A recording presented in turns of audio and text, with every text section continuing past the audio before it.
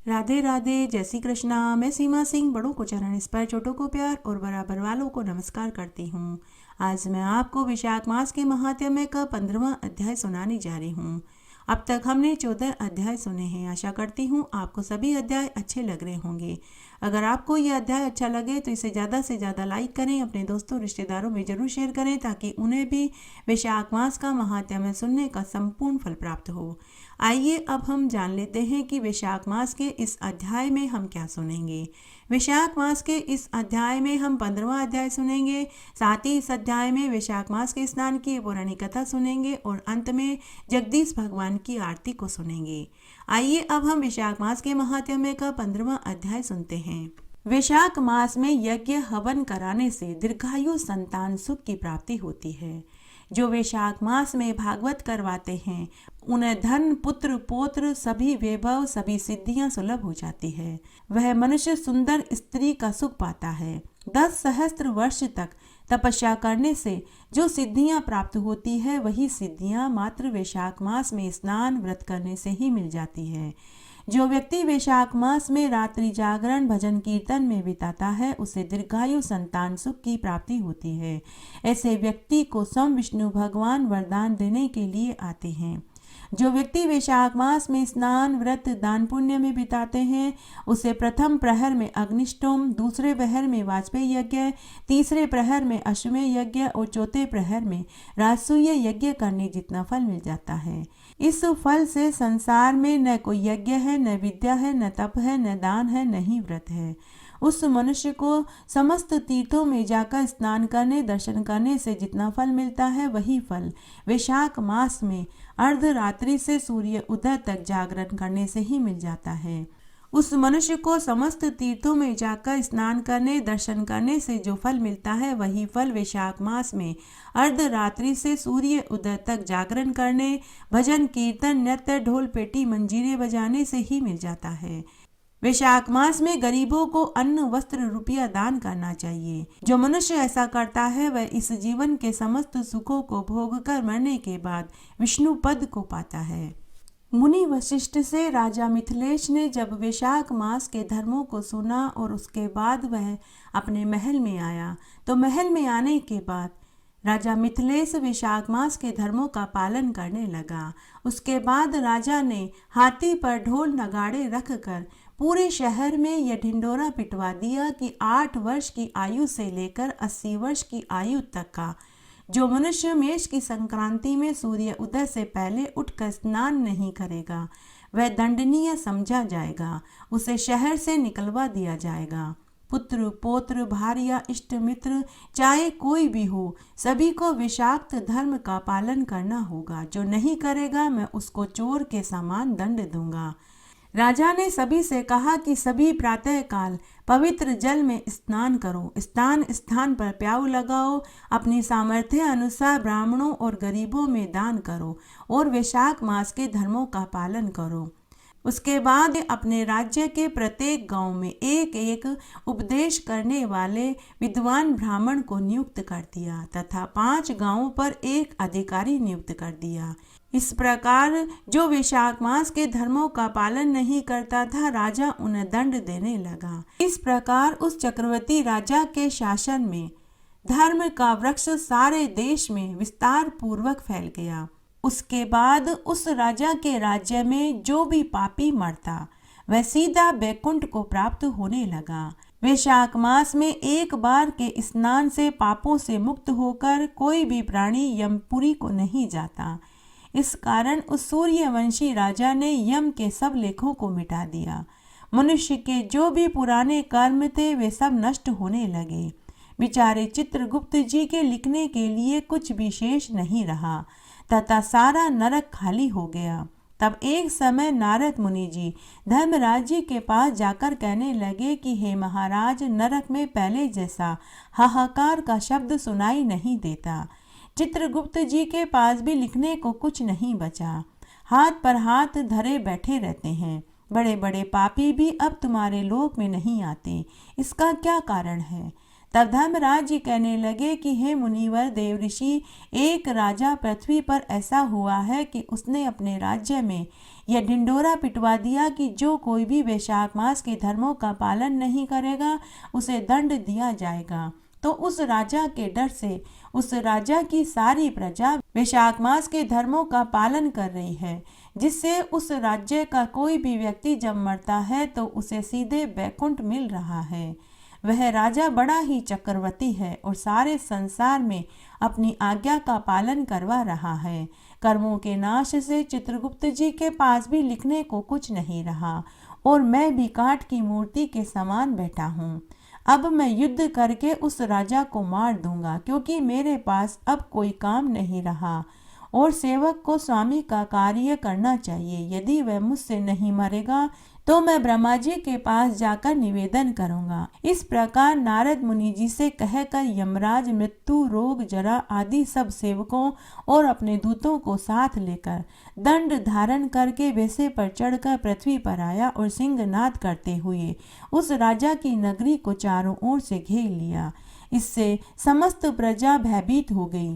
राजा ने जब सुना कि उसकी नगरी को यमराज ने घेर लिया है तो राजा अपनी सेना को सजाकर नगर के बाहर आया। फिर उन दोनों में भयानक युद्ध होने लगा। राजा ने थोड़ी ही देर में मृत्यु, काल और रोग तथा यमराज के दूसरों दैत्यों को मारकर भगा दिया। तब भैंसे पर सवार यमराज स्वयं राजा के सामने आया और भीषण गर्जना करके राजा पर बाण चलाने लगा। राजा ने 3 बाणों से उस यमराज के धनुष को काट डाला। अब यमराज ढाल और तलवार लेकर राजा को मारने आया। तब राजा ने उसकी ढाल और तलवार भी काट दी और काले सर्प की फुफकार मारता हुआ क्रोधित होकर एक बाण यम के मस्तक पर दे मारा। तब यमराज ने क्रोधित होकर अपना दंड उठाया और ब्रह्मास्त्र से अभिमंत्रित करके राजा पर छोड़ा। उस समय बड़ा हाहाकार हो गया। विष्णु भगवान ने अपने भक्त की रक्षा के लिए सुदर्शन चक्र छोड़ दिया और वह सुदर्शन चक्र युद्ध स्थल में आ गया। दंड से युद्ध कर ब्रह्मास्त्र को निवारण करता हुआ वह सुदर्शन चक्र यमराज को मारने लगा। यह देखकर वह राजा भयभीत होकर सुदर्शन चक्र से स्तुति करने लगा कि हे विष्णु भगवान के हाथ के आभूषण, हे सहस्त्रधार, तुम्हें नमस्कार है। भगवान तुमको सारे लोक की रक्षा के लिए धारण करते हैं, क्योंकि जो देवताओं के द्रोही हैं तुम उनके काल हो। सो हे जगतपते, इस यम की रक्षा करो। ऐसी स्तुति सुनकर सुदर्शन चक्र यमराज को राजा के पास छोड़कर स्वयं वैकुंठ में चला गया। यह सारा दृश्य देखकर यमराज उदासीन होकर ब्रह्मलोक में ब्रह्मा जी के पास गया। उसको इस प्रकार आया देखकर सभी सभा के लोग विस्मित होकर आपस में कहने लगे कि यमराज का यहाँ पर कैसे आना हुआ। कहीं ब्रह्मा जी के दर्शन के लिए तो नहीं आया है। इसको तो कभी एक क्षण भर की भी फुर्सत नहीं होती। इसे आज अवकाश कैसे मिल गया। देवता तो आकुल हैं, ऐसी बात न कभी पहले देखी न सुनी। सभी लोग जब ऐसा कह रहे थे तब सभी प्राणियों का स्वामी और सूर्य का पुत्र यमराज ब्रह्मा जी के चरणों में गिर पड़ा। जैसे जड़ से कटा हुआ वृक्ष निराशित होकर पृथ्वी पर गिर जाता है और वह त्राहिमाम त्राहिमाम कहकर पुकारने लगा कि हे देवेश, मेरा अत्यंत अपमान हुआ है। मेरे वस्त्र फाड़ डाले और मुझको अत्यंत पीटा गया है। मेरी प्रतिष्ठा मर्यादा सब भंग हो गई है। हे कमलासन, आपके होते हुए मेरी यह दुर्गति हुई है। ऐसा कहकर यमराज मूर्छा खाकर पृथ्वी पर गिर पड़े। तब वहां पर बड़ा कोलाहल हुआ। सब आपस में विचार करने लगे कि जो स्थावर जंगम सबको खाने वाला, मनुष्यों को संताप देने वाला, यह खुद दुखी क्यों हो गया। तब पवन ने आकर ब्रह्मा जी की आज्ञा अनुसार सबकी वाणी रोक दी और अपनी विशाल भुजाओं से यमराज को उठाया। फिर समस्त संसार में विचरने वाले उदार बुद्धि उसे आसन पर बैठाकर कहने लगा कि किसने तुम्हारा अपमान किया, तुमको तुम्हारे स्थान से किसने निकाल दिया, तुम्हारे वस्त्र किसने फाड़ डाले, तुम्हारे बही खाते किसने फाड़ डाले। यह सारा वृतांत तुम ब्रह्मा जी के सामने कहो। जो सबके पितामह हैं वही तुम्हारे दुख को दूर करेंगे। जब यमराज ने पवन के ऐसे वचन सुने तो यमराज ने ब्रह्मा जी की तरफ मुंह करके हाथ जोड़कर दीन स्वर में सत्यता पूर्वक सारी बातें कहने लगा। आइए अब हम बैसाख स्नान की एक पुरानी कथा सुनते हैं। एक बार एक बुढ़िया माई थी। उसके 4 बेटा बहू थे। बुढ़िया माई हर साल वैशाख मास का स्नान और व्रत करती थी। पूरे नियम और कानून कायदे से वह व्रत उपवास करती थी। पूरे वैशाख मास में बड़ पीपल, आंकड़े और केले के पेड़ को सींचती, तुलसी जी को सींचती, सूर्य नारायण भगवान को अर्घ्य देती और रोज मंदिर में सीधा भिजवाती थी। और वैशाख मास की पूर्णिमा को एक जोड़ा जोड़ी ब्राह्मण को भोजन करा के उन्हें अपनी सामर्थ्य अनुसार दान दक्षिणा देती थी और पूरे समय भजन कीर्तन में समय बिताती थी। उसके वैशाख मास के स्नान और व्रत के पुण्य फल से उसके घर में किसी चीज की कोई कमी नहीं थी। तब एक दिन उस बुढ़िया माई का भतीजा अपनी बुआ को लेने आया। भतीजा बोला कि बुआ, आपको माँ और पिताजी बहुत याद कर रहे हैं, बहुत दिन हो गए हैं, आप मेरे साथ घर चलो। बुढ़िया जाना नहीं चाहती थी तो उसके बेटा बहू बोले कि माँ, कुछ दिनों के लिए आप ननिहाल हो आओ, वहाँ सब आपको याद कर रहे हैं। तब बुढ़िया माई ने अपनी बहुओं को घर का सारा काम समझाया और बताया कि वैशाख का महीना चल रहा है। पूरे वैशाख मास में सुबह जल्दी उठकर स्नान करना, बड़ पीपल, आंकड़े और केले के पेड़ की पूजा करना, सूर्य नारायण भगवान को अर्घ्य देना और तुलसी जी में रोज सुबह शाम दिया बाती करना और रोज मंदिर में सीधा भिजवाना और वैशाख पूर्णिमा के दिन एक जोड़ा जोड़ी ब्राह्मण को भोजन कराकर उन्हें दान दक्षिणा देना। पहली रोटी गाय को और आखिरी रोटी कुत्ते को देना। चिड़ी कबूतरों के लिए घर पर पानी भर के रखना और उन्हें चुगने के लिए दाना डालना और गाय को हरी हरी घास खिलाना। इस तरह बुढ़िया माई ने अपनी बहुओं को घर का सारा काम समझाया। तब बहुएं अपनी सास से बोली कि माताजी, आप बेफिक्र होकर जाइए, हम सब घर को अच्छे से संभाल लेंगे। उसके बाद बुढ़िया माई अपने भतीजे के साथ अपने मायके में आ गई। इधर बुढ़िया जब मायके में आई तो उसे देखकर सब बहुत खुश हुए। उसके भाई, भाभियाँ, भतीजे, भतीजी बहुत खुश हुए। मायके में आने के बाद भी बुढ़िया माई ने वैशाख मास में स्नान, व्रत, पूजा पाठ जारी रखा। उसने अपने साथ अपने भाई और भाभियों को, भतीजे भतीजियों से भी वैशाख मास का स्नान करवाया और बड़ पीपल, आंकड़े, केले, तुलसी जी को सींचने के लिए कहा, सूर्य नारायण भगवान को अर्घ्य देने के लिए कहा। जिस तरह से वह स्वयं पूजा करती थी, ठीक उसी तरह से उसने अपने मायके वालों से भी पूजा करवाई। रोज वह मंदिर में अपनी भाभी के साथ सीधा भिजवाने लगी। इस तरह पूरा वैशाख का महीना बीत गया। तब वैशाख पूर्णिमा के दिन बुढ़िया माई ने अपने भाई और भाभियों से कहकर एक जोड़ा जोड़ी ब्राह्मण को भोजन करवाया और उनके हाथ से दान दिलवाया। सास के जाने के बाद बहुएं बहुत खुश हो रही थी। वे आपस में बोली कि हमारी सास तो हमें अपनी मर्जी का कोई काम करने ही नहीं देती थी, अब हम वही करेंगे जो हमारा मन चाहेगा। इस तरह वे सुबह जल्दी नहीं उठती थी, नहीं स्नान करती थी, नहीं कोई पूजा पाठ करती थी।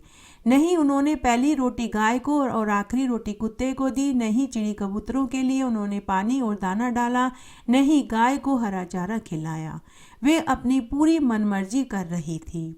तब एक दिन उनके पतियों ने अपनी पत्नियों से कहा कि तुम सब सुबह जल्दी उठकर स्नान करके पूजा पाठ क्यों नहीं करती, बड़ पीपल और आंकड़े के पेड़ को क्यों नहीं सींचती जैसा कि माँ कह कर के गई थी। तो वे सभी अपने पतियों से बोली कि आप अभी भी अपनी माँ का ही दूध पियोगे क्या, और वे जोर जोर से अपने पतियों के ऊपर हंसने लगी।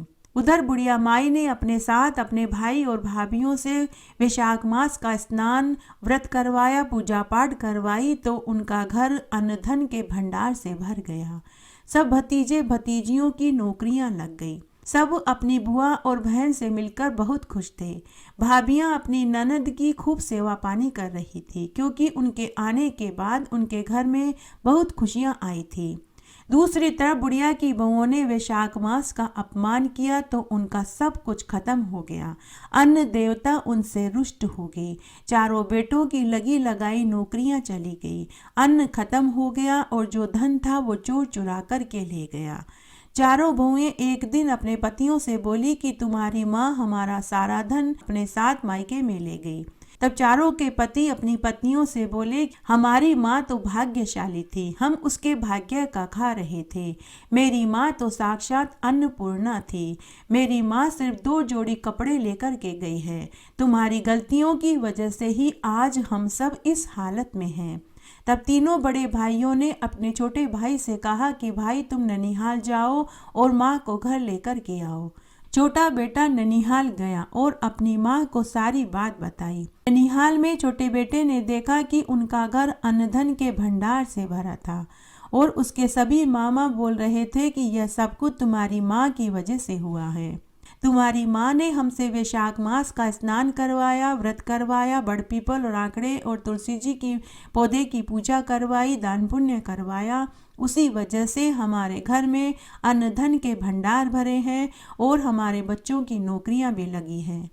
उसके बाद बुढ़िया माई अपने भाइयों और भाभीियों से बोली कि अब मुझे मेरे घर वापस जाना है। लेकिन भाई भाभी बुढ़िया को भेजना ही नहीं चाहते थे। सबने खूब सारा धन दौलत देकर बुढ़िया माई को विदा किया। जैसे ही बुढ़िया माई घर आई और अपने घर की ऐसी दुर्दशा देखी तो वह समझ गई कि यह सब कुछ क्यों हुआ है। तब उसने विष्णु भगवान से अपनी बहुओं की गलती की माफ़ी मांगी। सभी बहुएं अपनी सास के पैरों में गिरकर माफ़ी मांगने लगी। सास दिल की बहुत अच्छी थी। उन्होंने अपनी बहुओं को गले से लगाया और वापस जब अगले साल वैशाख का महीना आया तो पूरे विधि विधान के साथ उसने अपने बेटा और बहुओं से भी वैशाख मास का स्नान करवाया, व्रत करवाया, दान पुण्य करवाया, बड़ पीपल, आंकड़े और केले के पेड़ की पूजा करवाई, तुलसी जी में सुबह शाम दीपक जलवाया और पहली रोटी गाय को, आखिरी रोटी कुत्ते को दी। चिड़ी कबूतरों के लिए छत पर पानी भर के रखा, उनको दाना डाला, गाय को हरा चारा खिलवाया। ऐसा करने से उनका घर कुछ ही दिनों में पहले जैसा हो गया। उनके घर में अन्न धन के भंडार भर गए। हे विष्णु भगवान, जैसे आपने बुढ़िया माई को वैशाख स्नान का फल दिया वैसे सबको देना। कहानी कहने वाले को, सुनने वाले को और हुकारा भरने वाले को। घटती हो तो पूरी हो, पूरी हो तो परवान चढ़े, भूले बिसरे नाम तेरे भंडार में भरे। आइए इस अध्याय में हम वैशाख मास के स्नान की एक पौराणिक कहानी सुनते हैं। इस कहानी में हम सुनेंगे कि मंदिरों में दान और रुपए की चोरी करने वाले को अंत समय में कितना दुख उठाना पड़ता है। इस संबंध में हम एक पौराणिक कहानी सुनेंगे। विशेषकर शिवालय में चोरी करने का क्या दंड भुगतना पड़ता है वह हम इस कथा में सुनेंगे। एक नगर में एक राजा था। वह बड़ा ही धर्मात्मा, दानशील और पुण्यशील था। राजा भगवान शंकर का परम भक्त था। राजा ने नगर में एक विशाल शिव पार्वती जी का मंदिर बनवाया और राजा ने उस मंदिर की देखभाल के लिए एक योग्य पंडित नियुक्त कर दिया। भाग्यवश उस पंडित का नाम भी शिवपाल था। शिवपाल बड़ा ही दयालु और धार्मिक प्रवृत्ति का था। शिवपाल के एक लड़का, एक लड़की और उसकी पत्नी और बूढ़ी बीमार माँ थी।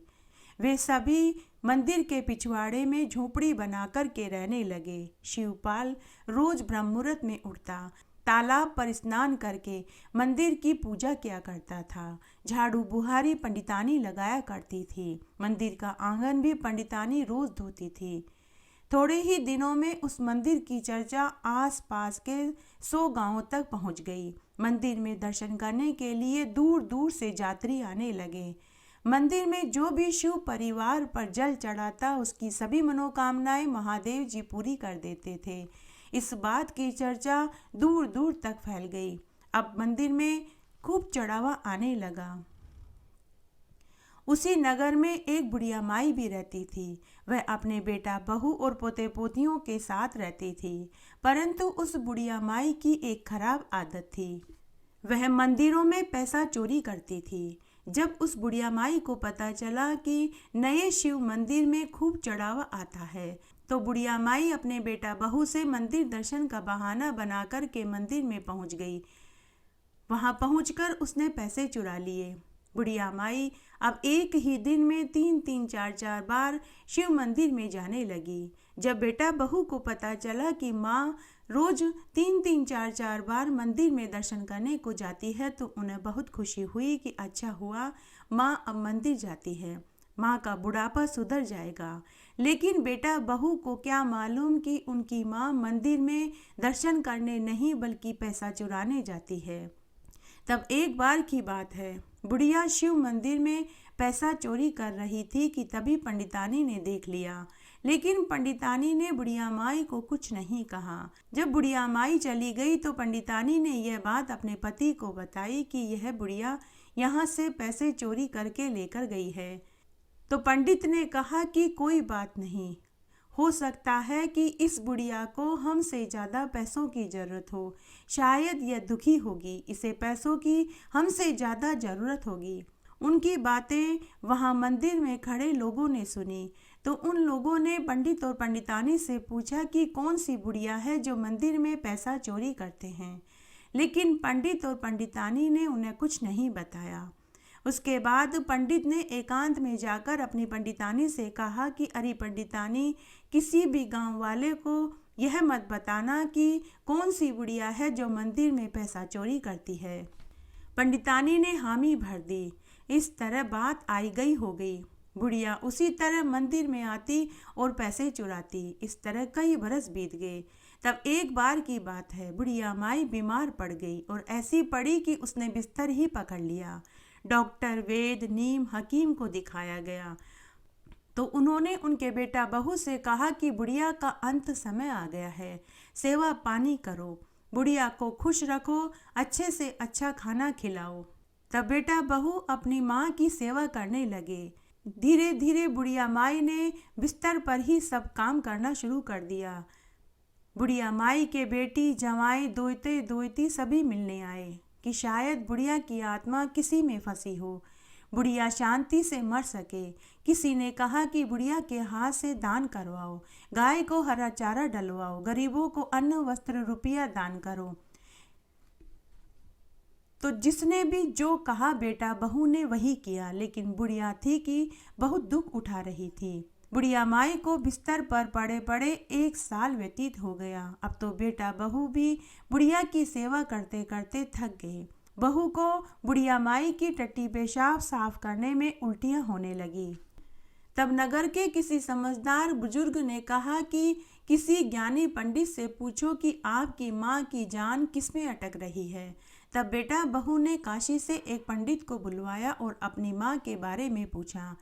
तब बेटा बहू ने काशी से एक पंडित को बुलवाया और अपनी माँ के बारे में बताया। तब काशी के पंडित ने कहा कि वैशाख मास चल रहा है, आप वैशाख मास के स्नान और व्रत करो और दान पुण्य करो और इसका फल आप अपनी माँ को सौंप दो। इससे तुम्हारी माँ के जीवन भर के समस्त पाप धुल जाएंगे। तब बुढ़िया के बेटा बहू ने वैशाख मास का स्नान किया, व्रत किया और दान पुण्य किया और वैशाख मास की पूर्णिमा के दिन उसका फल अपनी माँ को सौंप दिया। लेकिन फिर भी बुढ़िया के प्राण नहीं निकले। बुढ़िया बहुत दुख उठा रही थी। तब आस पड़ोस के लोगों ने कहा कि बुढ़िया का जीव किसी चीज में अटक रहा है, आप अपने पास के दूर के सभी रिश्तेदारों को बुलवाकर बुढ़िया से मिलवा दो। तब बेटा बहू ने ऐसा ही किया। सभी रिश्तेदार आकर मिलने लगे, लेकिन बुढ़िया की आंखें घर के दरवाजे पर ऐसे टकटकी लगाए हुए थी जैसे उसकी आंखें किसी को खोज रही हो। तब एक बार की बात है, भगवान शंकर ने शिवपाल पंडित को स्वप्न में जाकर दर्शन दिया कि अरे पंडित सो रहा है या जाग रहा है।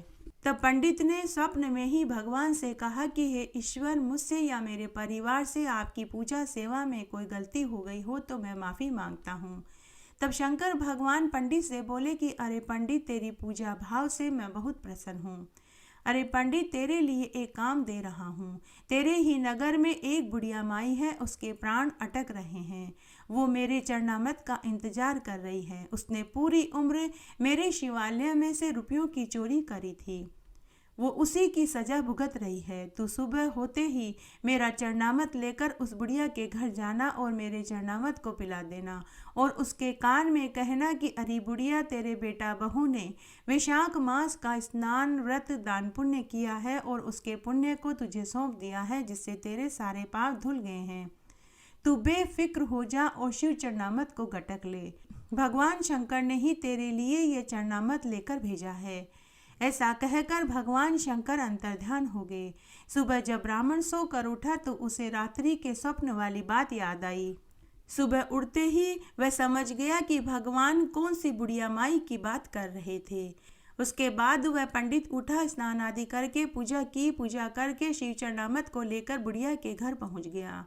उस रात्रि को बुढ़िया की हालत बहुत ज्यादा खराब थी। घर वाले पूरी रात उसकी खाट के पास ही बैठे थे। जैसे ही पंडित शिवपाल ने दरवाजे पर आवाज लगाई कि तभी चमत्कार हुआ। बुढ़िया की आंखों में चमक आ गई। बुढ़िया की आंखें जल्दी जल्दी टमटमाने लगी। जब तक पंडित शिवपाल भी बुढ़िया के पास आ गए। पंडित शिवपाल ने शिव चरणामत बुढ़िया के मुंह में डाला और उसके कान में वो सारी बातें दोहराई जो भगवान शंकर ने बोलने के लिए कहा था। पंडित जी ने बुढ़िया के कान में जाकर के कहा कि अरे बुढ़िया माई, तू बेफिक्र हो जा। तेरे बेटा बहू ने वैशाख मास का स्नान, व्रत और दान पुण्य किया है और उसका फल तुझे सौंप दिया है। तेरे जीवन भर के सारे पाप धुल गए हैं। मुझे भगवान शंकर ने ही शिव चरणामत लेकर भेजा है। तू इस चरणामत को घटक ले, तुझे शिवलोक धाम मिलेगा। ऐसा बोलते ही बुढ़िया ने चरणामत घटक लिया। चरणामत के घटकने की आवाज वहां बैठे सभी लोगों ने सुनी। उसी क्षण बुढ़िया का चेहरा एक और लुढ़क गया। बुढ़िया के प्राण पखेरु उड़ गए। बुढ़िया के प्राण उसके मुंह से निकल गए। बुढ़िया को अंत समय में गति मिल गई। सभी लोगों ने उसकी अंतिम यात्रा ढोल बाजों से निकाली।